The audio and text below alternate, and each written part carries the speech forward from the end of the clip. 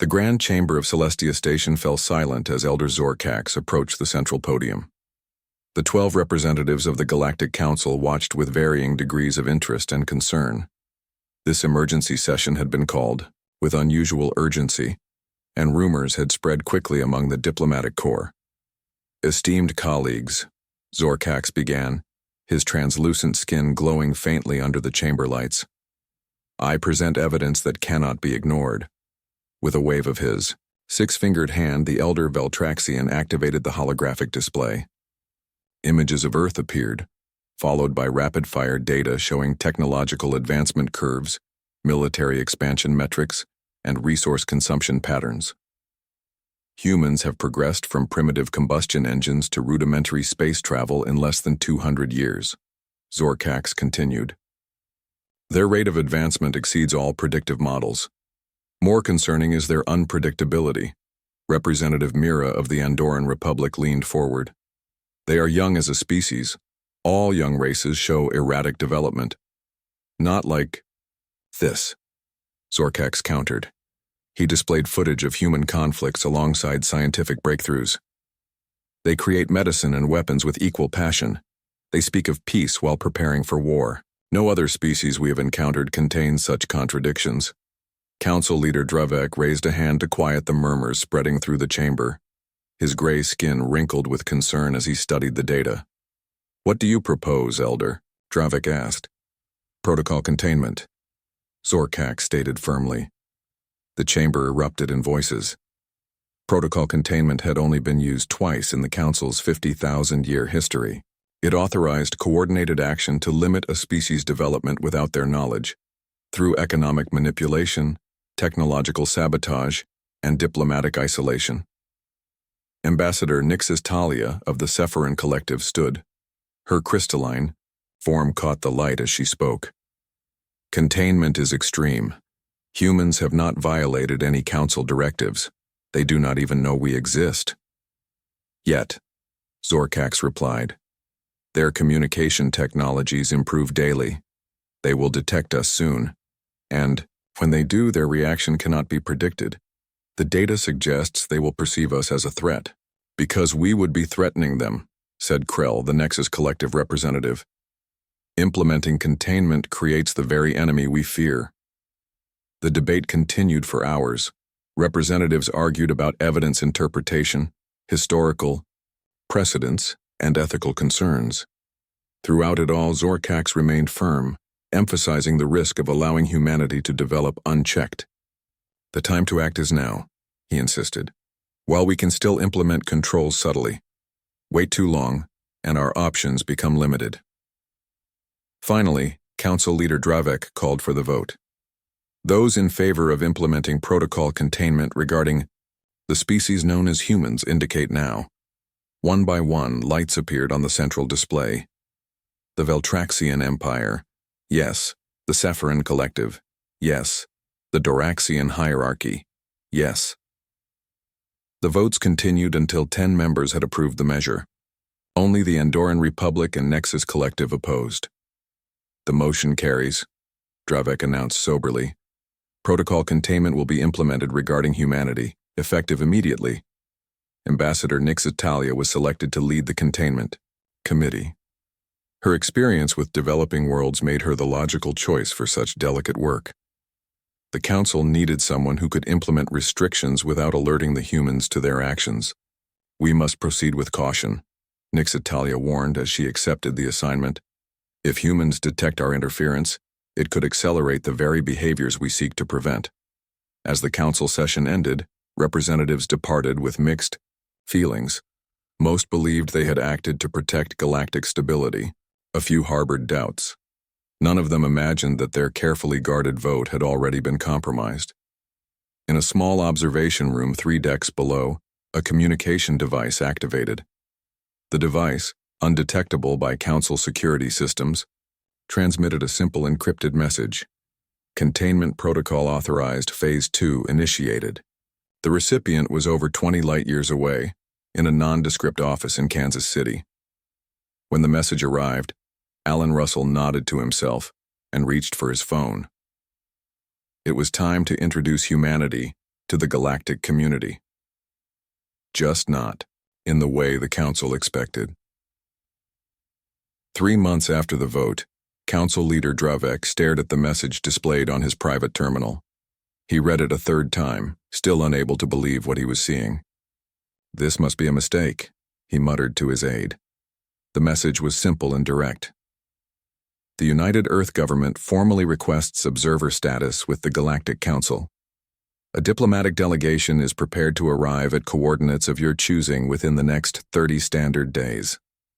It was signed by someone named Alan Russell, Earth's Minister of Interstellar Relations, a title that shouldn't exist. Dravek called an emergency session of the Council, his 4 hearts beating rapidly as he composed himself.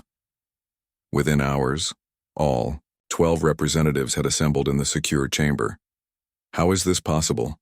asked Ambassador Nix Italia after Dravek shared the message. "Containment procedures were only initiated 2 months ago. We've barely begun restricting their technological development." Elder Zorkax's skin paled to an almost white shade.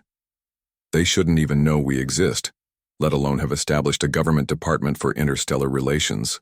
Could it be a coincidence?" suggested the Doraxian representative.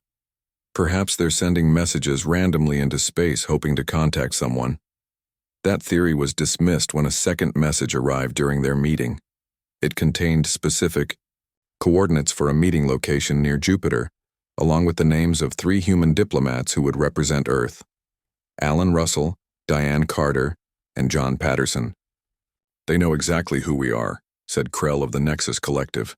"The question is how long they've known." Council diplomat Vexmore, who had been investigating since the first message arrived, entered the chamber with alarming news. "We've found evidence that our surveillance systems have been compromised," Vexmore reported, his hand twitching nervously. "Someone has been acting for at least 7 years. The chamber..." Humans hadn't just discovered the Council. They had been watching and listening all along. "What about protocol containment?" asked Nix Talia. "Do they know about the vote?" Vexmore looked at the floor. "We must assume they do." Panic spread through the chamber. Some representatives called for immediate military action. Others suggested denying everything. A few considered offering apologies. "We cannot appear weak," insisted Elder Zorkax. "Nor can we admit our intentions. We must meet with them and assess their true capabilities while maintaining the fiction that we welcome their emergence onto the galactic stage." After hours of debate, the Council agreed to meet the human delegation on Celestia Station. They would pretend the containment vote never happened, while gathering information about how humans had discovered them. Meanwhile, in a secure room aboard the Earthship Defiant, Alan Russell reviewed the Council's private communications about the upcoming meeting. Their panicked reactions confirmed what he had suspected. The aliens had severely underestimated humanity. "They've agreed to meet us on their station," Alan told his team. "They're trying to control the situation." Lisa Franklin, their tech specialist, smiled as she monitored the Council's communications.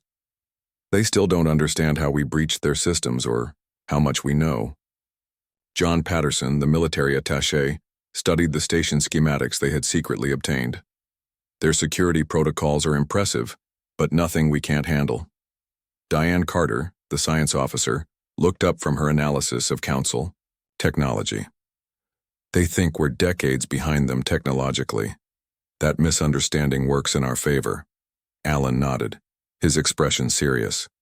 "Remember, our goal isn't confrontation. We just want a seat at the table they tried to deny us." As the Defiant accelerated toward the meeting point, Alan thought about the thousands of people back on Earth who had worked for decades to prepare for this moment. Scientists, soldiers, and spies who had pieced together the truth about humanity's place in the galaxy. The Council had voted to control humanity, but they would soon discover that humans had their own plans. The arrival bay of Celestia Station was decorated with colorful banners representing all Council species. It was a hasty attempt to create a welcoming atmosphere for the human delegation. Staff members rushed about, making last-minute preparations, as Council representatives argued over protocol. "We cannot give them full diplomatic honors," insisted Elder Zorkax. "It would set a dangerous precedent." "We cannot insult them either," countered Mira of the Andorran Republic. Not if they already know about the containment vote. They compromised by assigning a junior diplomat named Lyra to greet the humans. She nervously reviewed her briefing materials as the station's sensors detected an approaching ship. "That can't be right," muttered the sensor operator. "The vessel is using drive technology we've never seen before." The human ship docked with surprising precision. When the airlock opened, 3 humans stepped onto the station. Lyra was struck by how ordinary they looked compared to the diverse species of the Council. Yet something about their confident posture made her uneasy. "Welcome to Celestia Station," she said, performing the formal greeting gesture. "I am Junior Diplomat Lyra, assigned to assist you during your stay." The lead human stepped forward. "Thank you for your welcome. I am Alan Russell, Earth's Minister of Interstellar Relations. These are my colleagues, Science Officer Diane Carter and Military Attaché John Patterson." Alan spoke perfect galactic standard, without any translation device visible. This detail wasn't lost on Security Chief Krax, who watched from a hidden, monitoring station. "How did they learn our language?" he asked his team. "Implement full surveillance protocol Alpha. I want to know everything they do, everywhere they go." Lyra led the humans through the station toward their quarters. She noted how they showed no amazement at the alien technology around them. Instead, they observed everything with studied interest, as if confirming things they already knew. "We've prepared a welcome banquet for this evening," Lyra explained. "All council representatives will attend." "We look forward to it," Alan replied. "We've brought gifts from Earth for each representative." The gifts were presented during the banquet, simple objects that appeared primitive at first glance. A wooden music box for the Andorran representative, a glass sculpture for Ambassador Nix Talia, a small mechanical clock for Elder Zorkax. Council. Scientists discreetly scanned these items but found nothing remarkable about them. Just craftwork using basic materials. Yet something about their design seemed oddly advanced. The clock in particular kept perfect time without any power source they could detect. Conversation flowed awkwardly at first, with council members trying to hide their surprise at humanity's sudden appearance. They asked carefully worded questions about Earth's technology and society, hoping to determine how much humans had developed. The humans answered politely, but revealed little. Instead, they asked questions about council history and protocol, as if they were simply curious newcomers. The tension in the room shifted when John Patterson, seemingly making casual conversation with the Doraxian representative, mentioned the crystal caves of Doraxia Prime. "I've heard they're quite beautiful this time of year," he said. "The way the triple moons reflect through them creates a light display unlike anywhere else in the galaxy." The Doraxian froze mid-gesture. Information about Doraxia's crystal caves was restricted. Even many council members didn't know about this natural wonder on the Doraxian homeworld. Similar moments occurred throughout the evening. Diane Carter discussed a rare flowering plant from the Sephiron's home planet. Alan referred to historical council decisions that weren't in public records. With each conversation, the council members grew more uncomfortable. The humans weren't just aware of the council's existence.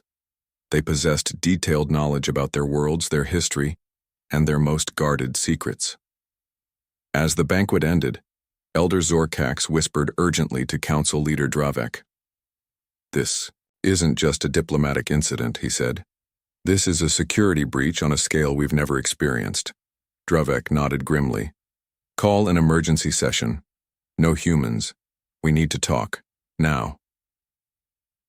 The council's private chamber felt smaller than usual, as all 12 representatives crowded around the central table. Security screens blocked all signals from entering or leaving the room. Guards stood at every door. "They know too much," Elder Zorkax said, pounding his fist on the table. "The humans must have spies throughout our territories." "Council Leader," Dravek held up his hands for silence. "We need facts, not panic. What exactly do they know? And how do they know it?" Security Chief Krax displayed his findings on the room's main screen. "They speak our language fluently. They know details about our homeworlds that aren't in any public record. Most concerning of all, their ship uses technology we don't understand." "What about protocol containment?" asked Nix Talia. "Do they know about the vote?" They haven't mentioned it directly, said Krax, but their behavior suggests they might. We should proceed with the containment plan immediately, insisted Zorkax. Use military force if necessary. These humans are clearly more dangerous than we thought. Mira of the Andorran Republic stood up angrily. And start an interspecies war? I voted against containment from the beginning. Now I suggest we abandon it entirely and treat humans as equals. As the council argued, they didn't know their secure room wasn't secure at all.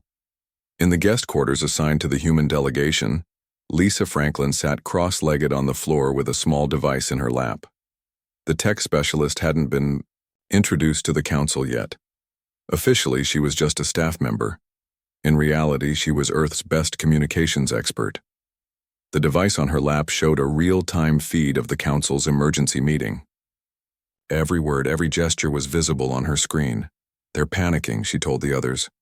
Zorkax wants to use military force. The Andorran is defending us. Alan nodded as he studied the feed.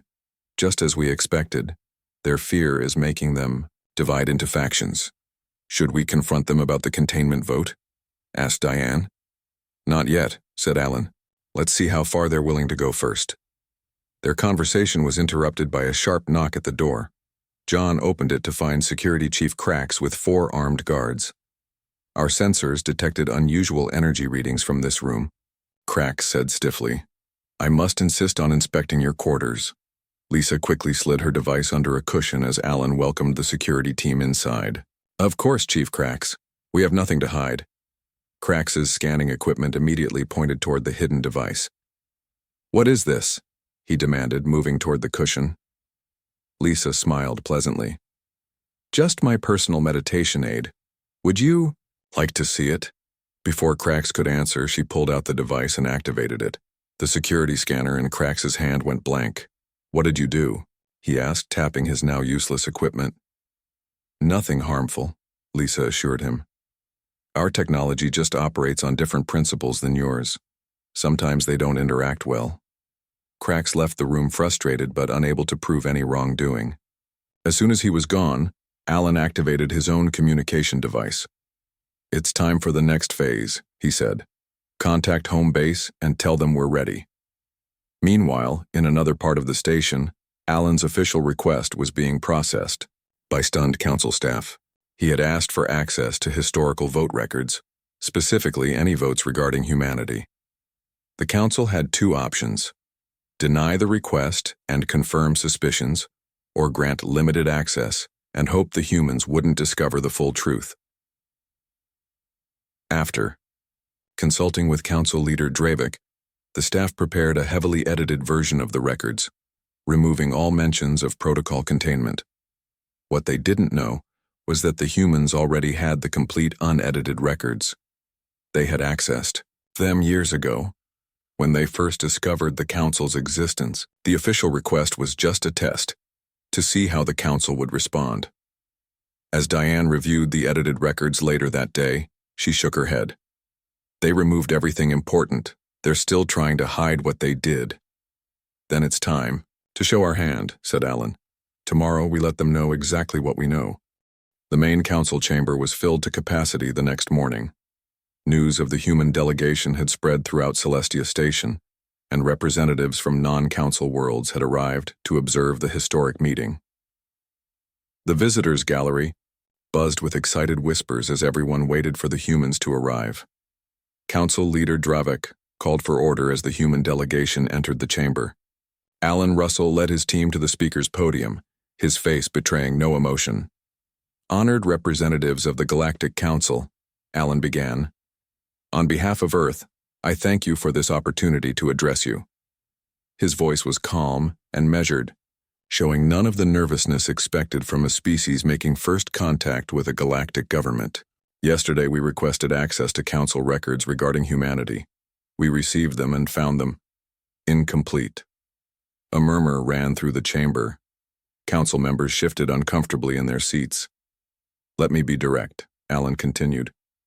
3 months ago, this council voted to implement protocol containment against Earth. You plan to restrict our technological development, sabotage our economy, and ensure we remained isolated from the galactic community. The chamber erupted in shocked voices. Non-council observers looked to the council members for explanation.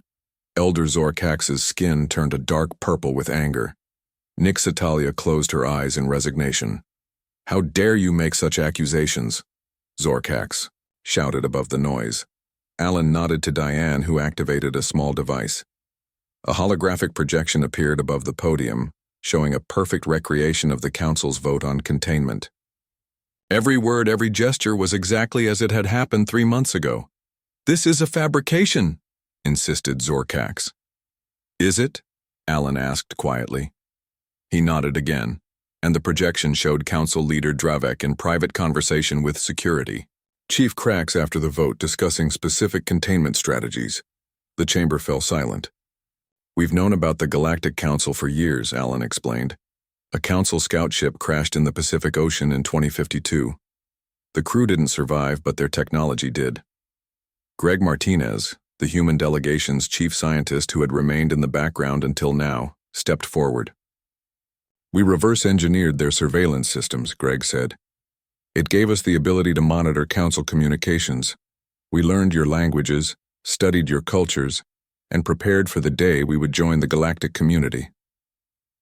"Impossible," whispered a council technician. "Our technology is too advanced for humans to understand." Greg smiled and activated another device. A glowing sphere appeared in his hand, hovering over his palm. "This is our version of your faster-than-light communication system," he explained. "Except ours uses 40% less energy and works across greater distances." He passed the sphere to the nearest council scientist, who examined it with visible shock. "This isn't just copied technology," the scientist admitted. "They've improved." Council Leader Dravek raised his hands for silence. "Even if what you say is true, you must understand our concerns. Your species has advanced rapidly in unpredictable ways. The containment vote was motivated by caution, not malice." "We understand caution," Alan replied. "What we don't accept is control. Earth has fought too many wars, overcome too many challenges to surrender our independence to anyone, even a galactic authority." His words hung in the air. The council chamber remained silent as everyone processed this turning point in galactic politics. "So," asked Nixtalia finally, "are you here to threaten us? To demand compensation for our planned containment?" Alan shook his head. "Neither. We're here to offer an alternative." He looked around the chamber, meeting the eyes of various representatives before continuing. "Instead of containment, we propose cooperation. Instead of control, we suggest partnership. Humanity doesn't want to disrupt the galactic order. We just want our rightful place within it." Council Leader Dravek leaned forward. "And if we refuse?" Alan's expression remained neutral, but his eyes hardened slightly. "That would be unfortunate for everyone." The council called for a 1-hour recess to discuss the humans' revelation. When they returned, the chamber felt different. Some representatives looked defeated, others curious, and a few seemed angry. Council Leader Dravek invited Alan to present Earth's proposal in detail. Alan stepped aside and introduced a new member of their delegation. "This is Susan Campbell, Earth's Chief Economic Advisor." Susan was a tall woman with gray hair and calm eyes. She carried no visible technology, just a small cloth bag. Her simple presence commanded attention. "The Galactic Council faces several ongoing challenges," Susan began. "The Doraxian hierarchy suffers from resource shortages on their outer colonies. The Sephiran Collective struggles with a virus affecting their crystalline communication networks. The Nexus worlds have reported growing instability in their atmospheric regulators." She listed problems affecting nearly every council race. Problems that were supposed to be secret. "Humanity excels at finding creative solutions," Susan continued. "We propose a technology exchange program. We share our innovations. You share yours. Together we solve problems neither of us could solve alone." Susan opened her cloth bag and removed a small plant. It had silver leaves and a faint blue glow. "This is a bioengineered organism we developed. It can purify water contaminated by heavy metals, like those affecting Doraxian colony worlds." She placed the plant on the table and removed a small chip next. This contains code that can patch the vulnerability in Cephren communication crystals. Our programmers identified the flaw and fixed it within days of studying the system. One by one, Susan presented simple solutions to complex problems facing Council worlds. Each demonstration was met with increasing surprise and interest. The Andorran representative was the first to openly support the human proposal. The Nexus representative quickly followed. Others remained hesitant, watching for a lead from Council Leader Dravek. Before Dravek could respond, a large hologram appeared in the center of the chamber. It showed the Veltraxian Emperor, Zorvex, Elder Zorkax's superior. "This meeting is a disgrace," the Emperor's voice boomed. "Humans are manipulating you. They threaten our security and sovereignty." The Emperor's unexpected appearance silenced the chamber. "The Veltraxian Empire will not recognize any agreement with humans," he continued. "If this council grants them any status, we will consider it an act against our interests. Military options will be considered." The threat hung in the air. Several representatives who had seemed supportive now looked uncertain. The Emperor's hologram vanished as abruptly as it had appeared. A tense silence followed until John Patterson, the human military attaché, stepped forward. "With respect to the Council and to the Veltraxian Empire, threats are unnecessary." John activated a small device on his wrist. The chamber's main display screen changed to show a star map. It highlighted the positions of various ships throughout Council space. "These red dots represent Veltraxian military vessels," John explained. "These blue dots represent Earth ships that have been shadowing them for the past 6 months." The display showed blue dots near every red one, ships that had apparently been following Veltraxian vessels completely undetected. "We have no desire for military conflict," John continued, "but Earth has prepared for every possibility." Council security officers frantically checked their own systems, confirming what seemed impossible. Human ships had indeed penetrated their space undetected. "How many ships do you have out there?" asked Security Chief Krax. "Enough," John replied simply. Council Leader Dravek raised his hands for order as the chamber erupted in voices. "This demonstration serves no one," he said firmly. "Humans, you, come offering partnership while showing military capability. These mixed messages concern us." Alan stepped forward again. "We show strength not to threaten, but to establish respect. History teaches us that equals make better partners than subjects." He looked at each council member in turn. "You voted to control humanity because you feared us. We ask you now to know us instead." 3 council representatives who had originally voted for containment now shifted in their seats, exchanging glances. The balance of power was changing. The negotiations continued for 3 days.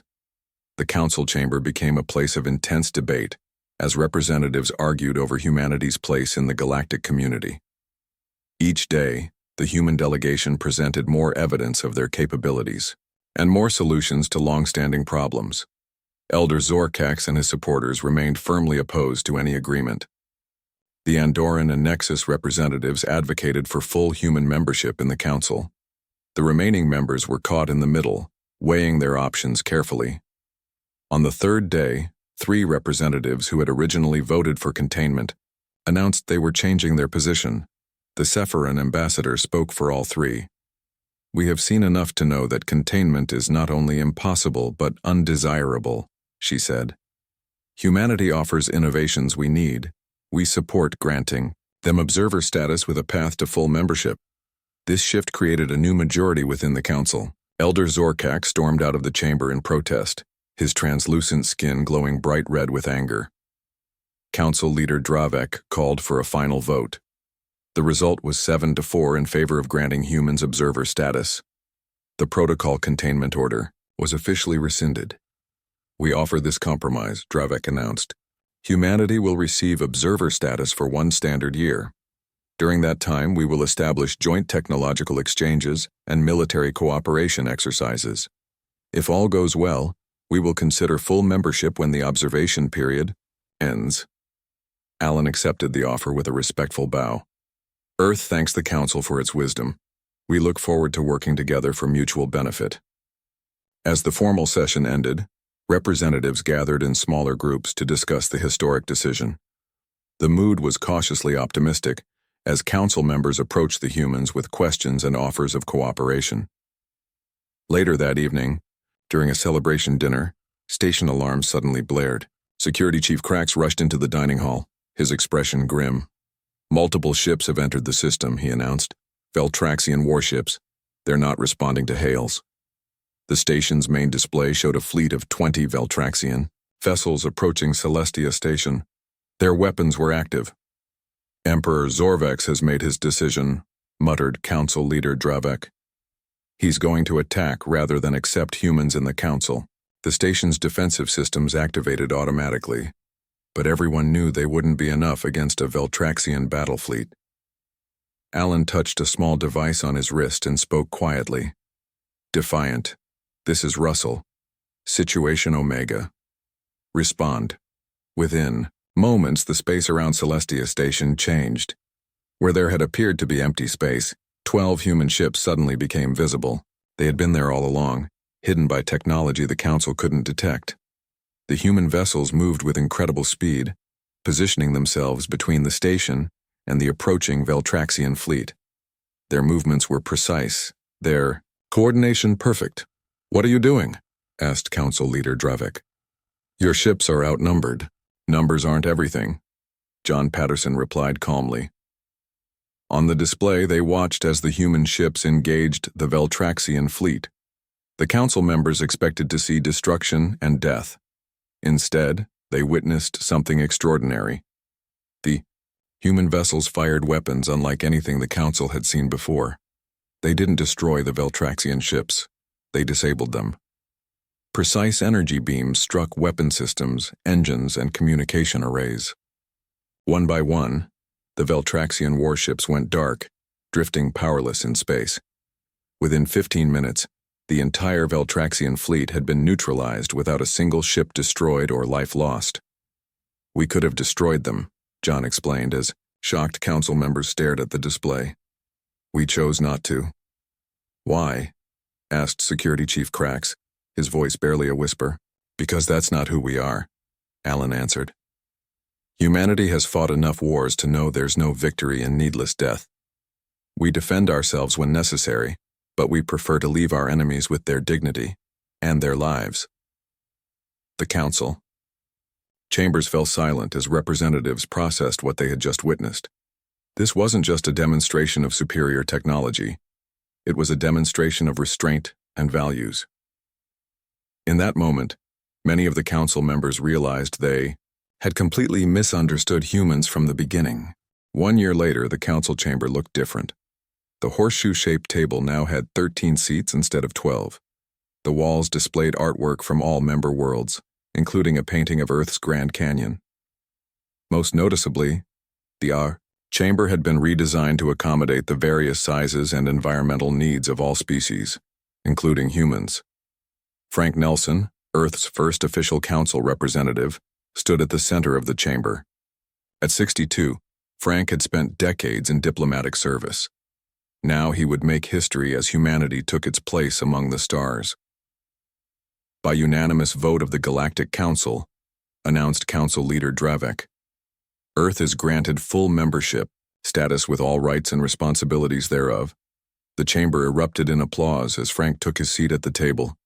Even Elder Zorkax, who remained on the Council despite his Emperor's disgrace, offered a respectful nod.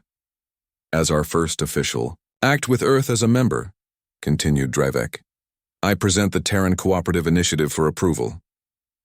The initiative, which replaced the now-defunct Protocol Containment, established joint research projects, cultural exchanges, and mutual defense agreements between Earth and all Council worlds. It passed without opposition. In the year since the confrontation with the Veltraxian fleet, much had changed. The disabled Veltraxian ships had been returned to their homeworld with minimal diplomatic consequences. Emperor Zorvex had been removed from power by his own government, replaced by a more moderate leader who recognized the benefits of working with humans. 9 Council worlds had established permanent embassies on Earth. Human technology had been implemented on dozens of planets, solving problems that had plagued alien societies for generations. Earthships now regularly patrolled troubled sectors of space alongside Council vessels. After the formal ceremony, Alan Russell stood alone on an observation deck, watching ships from 20 different worlds dock at Celestia Station. Despite being the architect of Earth's entrance onto the galactic stage, he had chosen to remain ambassador-at-large rather than take the council seat. Mira of the Andorran Republic joined him at the viewport. "You seem quiet on such a historic day," she observed. Alan smiled. "Just thinking about how different things might have been."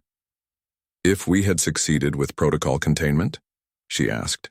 "Or if we had responded with anger when we discovered it?" Alan replied. Mira had been one of only 2 representatives who voted against containment from the beginning. This had earned her humanity's trust and respect. "How long had you really known about us?" she asked.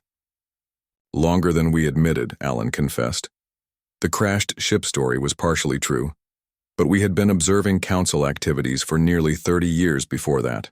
We watched, we learned, and we prepared. For confrontation? For introduction, Alan corrected. We knew eventually we would join the galactic community. We just wanted to do it on our terms. "And the timing of your arrival?" "Just after our vote," Mira asked. "Perfect timing, wouldn't you say?" Alan's eyes twinkled. Nothing motivates clarity like being caught in the act. They watched as a new Earthship, larger than any previous human vessel, docked at the station. Its hull bore the emblem of the United Earth Government, alongside the symbol of the Galactic Council. "Your people are remarkable," Mira said. "In 1 year you've changed policies that stood for thousands of years. Some council members still don't understand how you did it." "We didn't want to control the council," Alan explained. "We just wanted a seat at the table." Mira studied him carefully. "And now that you have it?" Alan turned from the viewport to look at the bustling station around them. Humans and aliens worked side by side, learning from each other, building something new together. "Now we do what humans have always done," he said. "We adapt, we grow, we explore." He smiled at the thought of all that lay ahead, new worlds to discover, new challenges to overcome, new friends to make. The council voted to control humanity, Alan said softly. Instead, humanity helped the council find a better way forward. I'd call that a fair trade. As the Earthship completed its docking sequence, a new chapter in galactic history began, one where humanity walked among the stars, not as subjects to be controlled, but as partners in a greater journey.